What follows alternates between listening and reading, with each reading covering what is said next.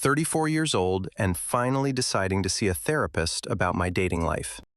Been single for 5 years, with nothing lasting more than a few months. Keep hearing the same thing from guys, that I am too much or too intense. Figured it is their problem, but maybe I should get a professional opinion. Book an appointment with a relationship therapist named Dr. Chen, who comes highly recommended. She has a no-nonsense reputation, and apparently tells it like it is to clients. Exactly what I need, because my friends just validate me, without helping, honestly. Show up to her office nervous, but ready to figure out what is going wrong. She asks me to describe my dating life and what patterns I notice happening. Tell her I am successful and attractive and have a lot to offer a man. Say I know my worth and refuse to settle for less than I deserve. But somehow, guys always pull away after a few months, and I cannot figure out why. She nods and asks me to describe my last relationship that ended recently. Tell her about Julian, who I dated for 4 months before he ended things last year. Said he felt like he could never make me happy, no matter what he did. I told him that is because he was not trying hard enough to meet my needs. Dr. Chen writes something down and asks what Julian did that was not good enough. I start listing things like, he did not text enough during the workday to check in, did not plan elaborate dates and just wanted to hang out at home most nights, did not remember small details I mentioned in passing about things I liked, did not prioritize me over his friends when I needed him to be available. She asks how often I communicated appreciation for things he did do right. I pause because I do not really remember praising him that much, honestly. Say, I did not think I needed to because he should just know I appreciated him. She writes more notes, and I can tell she is forming some kind of opinion. She asks me to describe what I think I bring to a relationship overall. I tell her I am educated with a master's degree and a great job making good money. I am independent and do not need a man for anything, which is empowering for both of us. I know what I want, and I am not afraid to communicate my needs and boundaries clearly. Dr. Chen looks up from her notes and asks a question that catches me off guard. She says, "Do you think men experience you as a prize or as a burden?" I immediately say prize, obviously, because I have so much going for me in life. She says, "Okay, let me explain what I am seeing from what you have told me." She says, "When you describe yourself, you list accomplishments and independence as value, but those things do not make a man feel good. They just make you impressive on paper. A prize is something someone wins that makes their life better and brings them joy. A burden is something that makes life harder and requires constant work and energy." Says from what I described, it sounds like I make dating me feel like hard work. I require constant communication and elaborate effort to prove he is trying hard enough. I keep raising the bar, and nothing he does is ever quite good enough for me. I focus on what he is not doing instead of appreciating what he is doing daily. Says my independence that I am so proud of can actually push men away emotionally. If I do not need him for anything, then what is his role in my life exactly? Men want to feel useful and valued, not like optional accessories in my perfect life. My independence becomes a wall that prevents him from being a partner to me. Feel myself getting defensive, but she said she would be honest, so I stay quiet. She continues and says, "I also present my needs as demands, not as invitations for connection.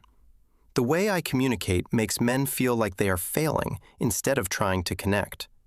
I am so focused on my boundaries and needs that I do not leave room for them." Asks me what I think Julian felt like dating me for those 4 months we were together. I say, probably lucky because I gave him a chance when I could date anyone. She shakes her head and says, "From what you told me, he probably felt exhausted, felt like he was constantly being evaluated and coming up short on your scorecard. Says he probably went home from dates feeling worse about himself than before them because I made him feel inadequate instead of making him feel good about himself. He probably talked to his friends about how nothing he did was ever good enough and they probably told him to get out before he lost himself completely in trying. That stings because I know Julian did talk to his friends about our relationship issues. One of them told him I was too high maintenance and he should find someone easier. At the time, I thought that friend was just an asshole who could not handle a strong woman. Now I am wondering if that friend was actually seeing something I refuse to see. Dr. Chen says the hard truth is that I present myself as high value intellectually, but I do not make men feel valued, which is what actually matters in relationships. I have confused having standards with being impossible to please and satisfy. Ever. I have confused being strong with being difficult and exhausting to be around daily. She says men do not commit to resumes. They commit to how women make them feel. I make men feel inadequate and constantly judged and like they are always failing me. A prize makes someone feel like they won something special and lucky to have it. A burden makes someone feel tired and like they are carrying something heavy alone. Ask me to think about the last time I made Julian feel like he won something. Think about it and realize I cannot remember a single specific example, honestly. I was always so focused on what he was not doing that I forgot to appreciate him.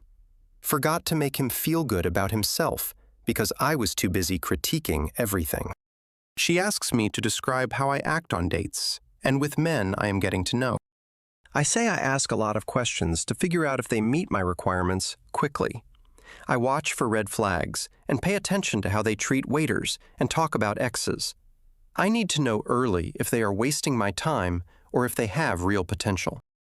Dr. Chen says, so you approach dating like an audition where they perform for you, like you are the judge deciding if they are good enough to be in your presence. Asks me how I would feel going into a date knowing the other person was evaluating me. Admit I would feel nervous and like I had to prove myself the whole time. She says that is how every man feels going into a date with me based on my energy. They are not relaxed or having fun. They are performing and hoping they pass my test. Says that is exhausting, and nobody wants to sign up for a lifetime of that stress. So they leave and find women who make them feel good instead of anxious. She asks about my social media and how I present myself online to the world. I say I post about my accomplishments and my lifestyle and my high standards proudly. I share feminist content about not settling and knowing your worth as a woman. I make it clear I am not desperate and I have options and standards to meet. She says, so you advertise yourself as hard to please and difficult to satisfy, essentially. Asks me what kind of man sees that and thinks I should pursue her specifically. Says the men who pursue me are probably either masochists or narcissists who like the challenge. The healthy, secure men see my page and swipe left immediately to avoid the drama.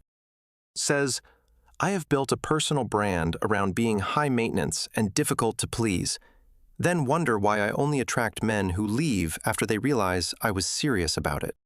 I set expectations that I am a burden from the very beginning with my presentation, then act surprised when men treat me like effort that is not worth the reward. Feel tears forming because this is harder to hear than I expected it would be. Came here thinking she would help me find better men or fix some small things. Instead, she is telling me I am the problem and I am actively pushing men away, that I have been my own worst enemy this entire time without realizing it. Dr. Chen softens a bit and says she is not telling me this to hurt me or judge me. Says she is telling me because I can change this if I actually want to at all. But first, I have to accept that what I thought was strength was actually defensiveness. What I thought was having standards was actually being impossible to please ever. She says real strength is being secure enough to appreciate people as they are right now. Real standards are about character and values, not about constant performance and effort. Says I need to learn to make people feel good instead of making them prove themselves. Need to be someone men want to come home to instead of someone they need a break from. asks me what I want from a relationship. At the core of everything I say I need, I think about it and say, I want to feel loved and secure and prioritized, always. I want someone who makes me feel special and sees my value and treats me right. I want partnership and support and someone who is there for me consistently every day. She says everything I listed is about what I want to receive from someone else. Asks me what I want to give and how I want to make a partner feel daily. I realize I have never actually thought about relationships in terms of giving before. Always approached it as, what can I get? And does he meet my needs adequately? She says that is the core problem right there in how I think about relationships entirely. I see them as transactional, where I get my needs met if he performs well enough, instead of seeing them as partnerships, where both people make each other feel valued. I am taking from relationships instead of building them with another person equally. Says until I shift from what do I get to what do I give, I will stay alone forever, because no healthy man wants to be in a one-sided relationship where he only gives. Men want to feel appreciated and valued and needed, just like women do every day. But I have made it clear through my actions that I do not need or appreciate men. Asks me to think about why I approach relationships this way, defensively and critically. What am I protecting myself from by keeping men at a distance through impossible standards? I sit with that question and realize it goes back to my parents' divorce when I was young. Watched my mom give everything to my dad, and he still left her for someone else. Decided then that I would never be like her, depending on a man who could leave.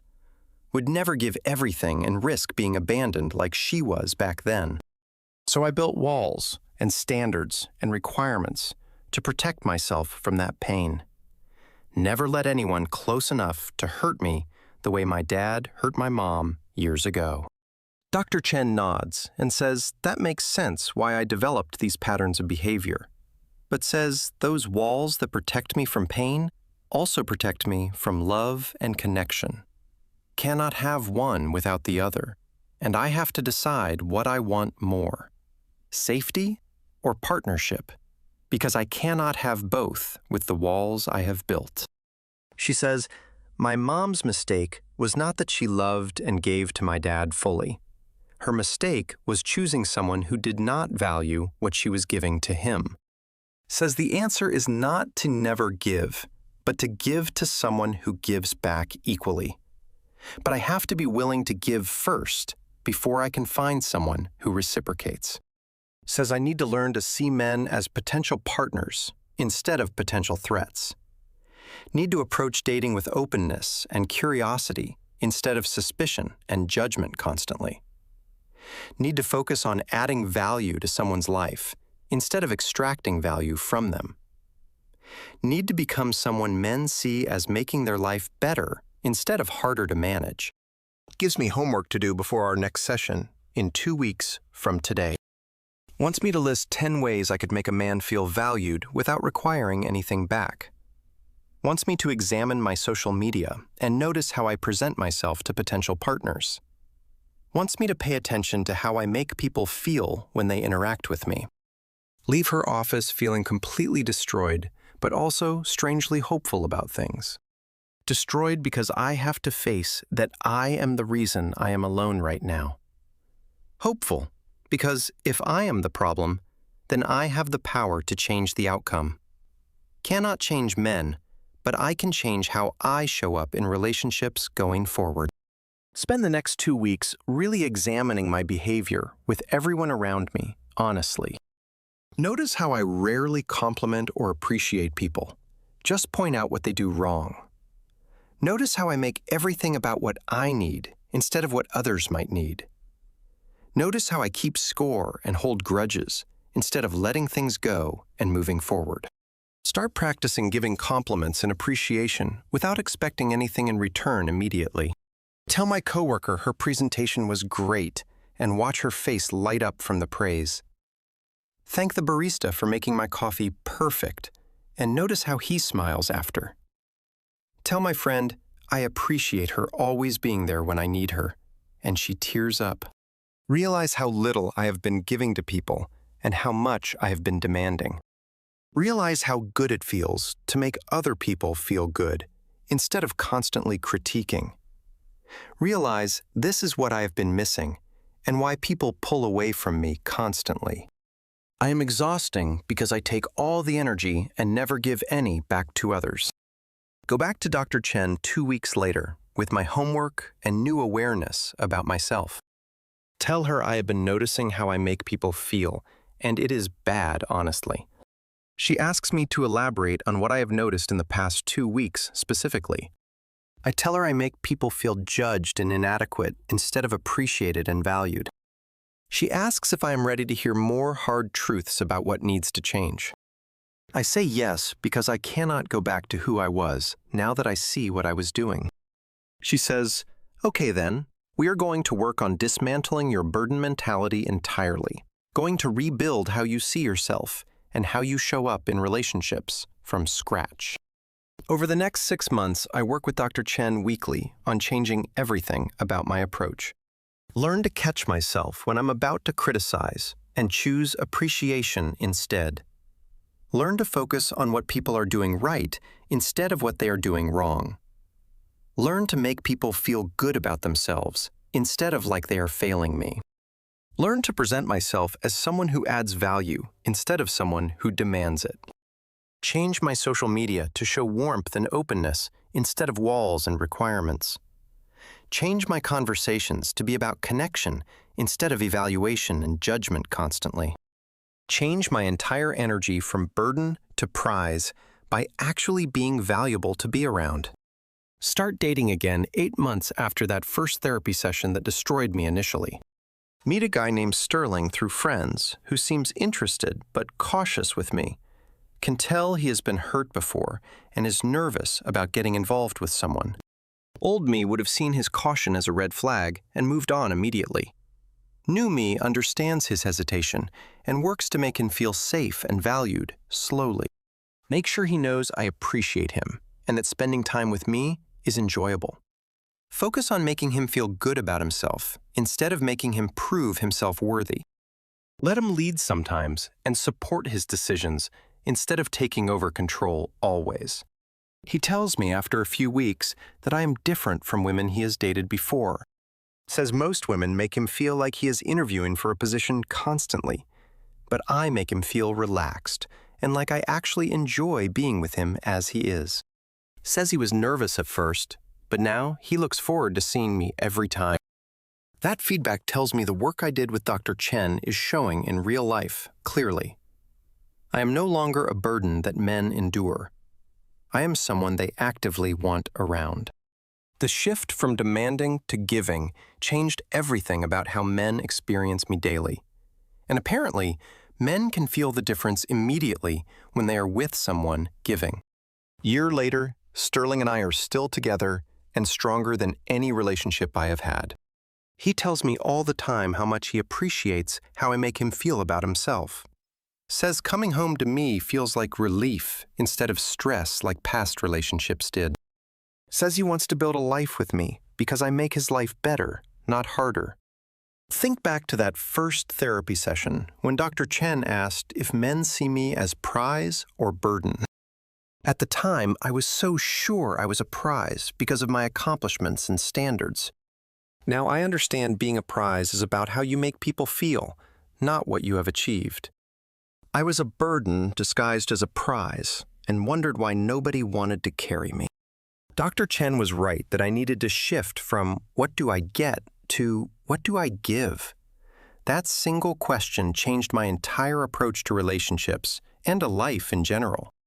I stopped being a taker and became a giver, and everything changed because of it. Men started wanting me around because I added value instead of demanded it constantly.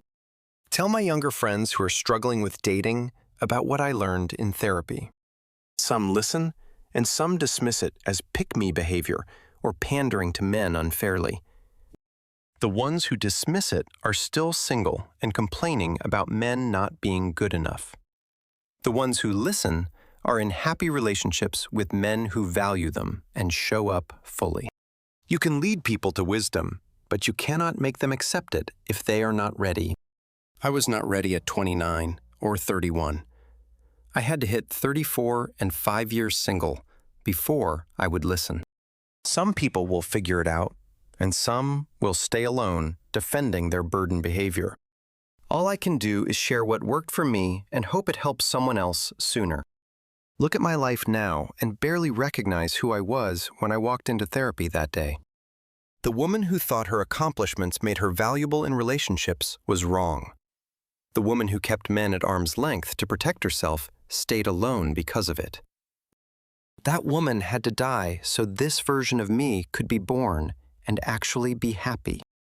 Being a prize is not about what you have. It is about what you give to others daily. Being valuable is not about your resume. It is about how you make people feel around you. Being chosen is not about being perfect. It is about being pleasant and supportive and warm. Dr. Chen taught me that, and it saved me from a lifetime of loneliness and bitterness. Sometimes you need a professional to tell you the truth your friends will not say. Sometimes being called a burden is exactly what you need to hear to change direction. Sometimes the hardest therapy session of your life is also the most important one. And sometimes learning you were the problem is actually the best news you could get.